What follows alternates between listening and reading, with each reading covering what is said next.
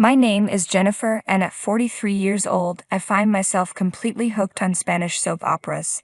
Thanks to various streaming services, I've been binge-watching one dramatic series after another. There's something irresistible about the constant twists and turns, but little did I know my own life was about to rival any soap opera in drama. It was nearly 6 years ago, when I was living with my older husband. We had never been blessed with children, but I cherished our time together. That all changed one evening when I received a call from Monica, my best friend since childhood, who had even attended our wedding. "Hey Jennifer, it's been a while. I wanted to let you know that I got divorced," Monica said. "Oh, I'm sorry to hear that. It sounds like a tough time. Let's get together for drinks soon," I replied, trying to offer some comfort. When I got home, I was about to tell my husband about Monica's news, but he surprised me by saying, "I know Monica's divorced." I was taken aback. "How did you know about that?" "I haven't mentioned it to you yet."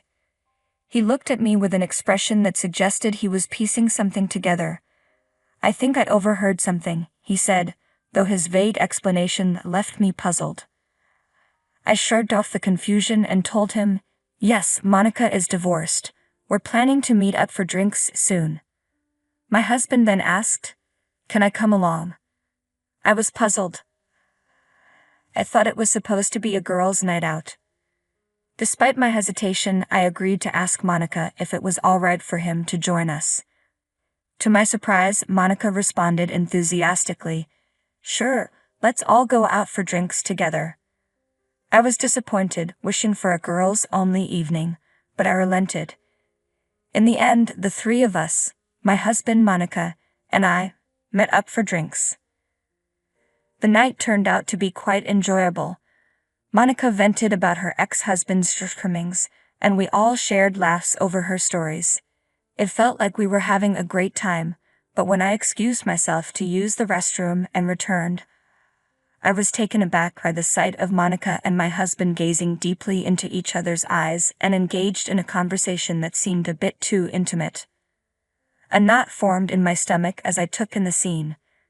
The evening had started off as a simple gathering, but now I couldn't shake the uneasy feeling that something was amiss. Couldn't shake the feeling that something seemed too intimate between them. They hadn't seen each other since our wedding, so how did they become so chummy after just a few drinks? It felt like I was intruding on a date between two people who were clearly more than just old friends.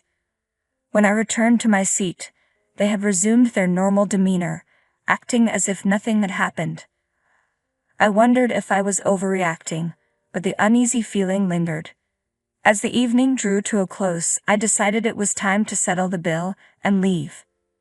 Monica was quite drunk, and my husband casually mentioned, "I'll take her home." His nonchalant attitude caught me off guard. "I'm going to take her home" sounded more like a command than a suggestion, as if he was deciding on his own. I protested, "I'm not as drunk as she is, but I've had a few drinks too. Besides, I'm your wife. It's too late for her to be alone, and she's in no condition to get home safely." He insisted, "You take a cab and go home yourself. She's fine. I'll make sure she gets home." I was taken aback. "If you take her in a cab, she'll go straight to her apartment, won't she? I'm worried she won't make it on her own." I knew Monica was living alone, and it was possible she had mentioned this while I was in the restroom. The discomfort I felt quickly turned into disbelief. "Fine then. I'll go home myself," I said. I left them at the restaurant, feeling a mix of unease and determination. As much as I didn't want to leave Monica alone with my husband, I realized it might be more useful for me to return home and investigate their relationship. Once I arrived home, I headed straight to my husband's study. A room that wasn't a bedroom, a private space where he might keep important information. As I searched through the room, I realized that if I could find answers in Monica's house, it would be quite an invasion of privacy. Still, the conflict in my mind was overwhelming. While rummaging through the shelves, I stumbled upon a basic photo album, one I didn't recall seeing when we moved in. With a sinking feeling, I began flipping through the pages. I should have stopped, but it was too late. The album was filled with photos of my husband and Monica, both beaming with happiness. Judging by Monica's hairstyle and the way my husband's clothes looked, it was clear they had been meeting secretly for years, possibly since shortly after our marriage. They had been involved in an intense relationship for over a decade. The shock and the combination of my hunger and alcohol left me feeling nauseous. I rushed to the bathroom, barely making it before I began to throw up. Just as I was trying to compose myself, my husband came home. "Oh, you're throwing up? Did you drink that much?" he asked, rubbing my back. I snapped, "Don't touch me," and slapped his hand away. "Just wait a second. I need to get some water." He seemed to think I was too drunk to know what was going on. "Yes, I know who you are," I said bitterly. "I just hate you right now. I wish I could get so drunk I'd forget how much this hurts." "Wait here. We need to talk," he said, clearly trying to lighten the mood with a laugh. I glared at him, trying to catch my breath. "Is this your idea of a joke? Are you trying to make light of the situation because I'm upset about you dropping her off?" He shrugged, seemingly unaware of the gravity of the moment. "Well, let's adjust the tone then. First question. What's this picture about?" I confronted him with the album I had discovered in his room, simply showing him the cover. His face turned pale as he saw it. "Let's start with a yes or no question," I said. "Is there any wife in the world who could look at this picture and be okay with it? You know, considering what it shows." He remained silent, and I pressed on. "How do you think I feel right now? Go ahead, give me an answer." When he didn't respond, I snapped, "Why aren't you saying anything? Why just sit there in silence?" His silence only heightened my frustration. "Okay, I cheated. I'm really stupid. I'm truly sorry," he finally admitted, his voice lacking sincerity. I wished he would just show some real remorse, maybe even cry a little. His silence was unbearable. Then finally he spoke. "She's the one for me. Monica and we were both married to the wrong partners. After everything, we finally found each other. I feel like we're soulmates, destined to be together." I was stunned. "Soulmates? Are you suddenly a poet or something?" He continued. "I realize now that I made a mistake marrying you. Our soul vibrations are different. We can't be happy together. This is a test of fate for me and Monica." His words were so disconnected from reality that I could hardly process them. "So, we're not connected on a spiritual level. Is that what you're saying?" I stared at him, speechless, struggling to grasp the bizarre turn of our conversation. I was completely baffled by his words. I couldn't make sense of what he was saying. Only that he and I were hopelessly incompatible. My best friend had betrayed me, my husband had betrayed me, and honestly, I was beyond tears. "I don't understand what you're talking about," I said, feeling numb. "All I know is that you and I are hopelessly incompatible. If you're so keen on being with Monica, then fine. I'm willing to let you go, because you've been a terrible husband." He seemed to be speaking in riddles, and it only made my frustration grow. "I don't think you and I are compatible either," I said flatly. "You've clearly lost your mind, but I still don't understand what you're on about." "I knew you'd say that," he replied, seemingly resigned. "So you'll agree to a peaceful divorce, right?"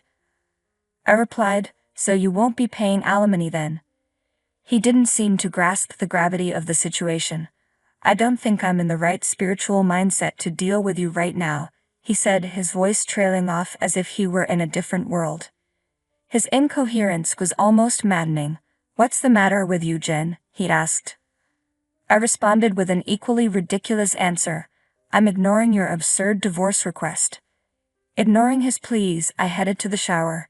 He continued to shout from the other room, criticizing me and demanding a response. "I'll never be free unless you agree to divorce me," he yelled. I ignored him completely. "You'll be free to do what you want, and I'll be free from you. From this day on, you're nothing but a piece of trash to me, as insignificant as mold in a bathtub." The next morning my husband left for work in a foul mood. I didn't greet him, prepare his breakfast, or even help him with his tie. I had taken the day off after our night out, and I got up just in time to see him leave. Well, from today on I'll be living alone. I decided to tidy up my room, and by the evening, when my husband came home, I heard him call out from the front porch, "I'm home," but I didn't respond. Soon he was shouting about his missing shoes. "Hey Jen, where are my shoes? And why are you eating without me?" I remained silent, watching TV and enjoying my steak and fine champagne. "Yes, I threw away your shoes," I called out without looking at him. "It's normal to eat alone since I live here by myself. I have quite a bit saved up, so I'm treating myself." He sounded frustrated. "Jen, are you even listening?" I poured myself another glass of champagne, ignoring him. "We'll talk after I get out of the shower," he said, but I could hear the irritation in his voice. As I heard him clattering around upstairs, I knew he was searching for his pajamas. Then he called down, "Jen, why is there nothing in my room? Where are my pajamas? I can't even take a bath without any clothes." I replied calmly, "I live alone now. You'll have to figure it out." I quickly finished my meal and went to my room, showing no reaction to his distress. He followed me, asking where his food was. "Go buy your own," I said. "I've told you repeatedly that I live alone." I had already finished my bath, so I headed straight to the bedroom. I had even disposed of his toothbrush, curious to see how he would manage in the morning. When I woke up, my husband was sitting in a chair, looking like Roddins the Thinker. He must have been in such a rush last night that he didn't manage to properly get ready. His hair was sticky and messy, exposing his scalp. As soon as he saw me, he tried to compose himself and got down on his knees, desperately apologizing. I was genuinely shocked by how far he was willing to go. "It hurts me to know how you've treated me, but I realize I've done terrible things to you without considering your feelings," he said, his voice full of regret. "I'm sorry for that." His apology was exactly what I needed to hear, but I didn't respond. "I want us to start over," he added, hoping for a second chance. I was stunned into silence. I gave him a look of sheer disgust. No, I said. "I can't live with someone who is spiritually lost, cheats, and causes so much trouble." His shock was palpable. "You don't like that?" he asked, clearly taken aback. "Think about what you did," I said coldly. "Say something if you have a clue." He pleaded, "I'll do whatever you say." I knew he was falling back on his usual tactics. Promises and material gifts whenever we had a fight. But this time I was prepared. "Okay then, do as I say," I replied, the words I'd been waiting to say finally escaping my lips. I smiled, and his face fell, a look of despair spreading across it. I wanted to see that expression. No, I corrected myself. "I don't mean it like that." His confusion was evident. "I have no intention of accepting any terms," I continued. "Do you really think you can just brush off your infidelity after all this time?" "I'm taking action against both you and Monica," I declared.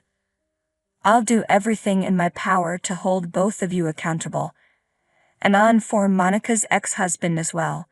You'll both be facing alimony claims." He looked at me with wide eyes. "Good luck paying them," I said. "Come on, get up and take your things with you." I forced him to gather his belongings and dragged him to the front door. "Where are you taking me?" he asked, bewildered. "Outside," I said firmly. "I'm taking over this house. It's mine now. I don't want any more strangers in my home." "Wait, can't you at least wait until after the divorce?" he pleaded. "That's not going to happen," I snapped back. "Why not?" "What the hell, Jen? You just started talking all of a sudden and then you were so cold. Shut up and get out." I shoved him out the front door, with all my might. The strength I was able to muster came from the years of accumulated stress and anger. It's strange how much negative energy can build up over time. Before the divorce papers were finalized, we all, my husband Monica, her ex-husband, and I, met to discuss things. Monica admitted she had fallen for my husband at our wedding and had approached him immediately afterward. Their affair began then, and they had been discreetly continuing their relationship, hoping to stay under the radar until they were both free. They had been cheating on both their families. Monica's ex-husband was devastated when he first learned of the affair. I had no sympathy for the situation. Instead, I was relieved. The evidence they provided would support my claim for alimony. After being kicked out of our home, my husband moved in with Monica. But when she received the alimony demands from both me and her ex-husband, reality hit her hard. "We can't remarry if we're in debt," she said. "I need to find someone with better financial prospects." She gave him the boot, despite her claims of a spiritual connection with him. "Isn't she the soulmate you thought you were connected to on a deeper level? And now you're losing her over money." I couldn't help but feel disgusted by their predicament. Suck it up, I thought. This is what you get for betraying your wife.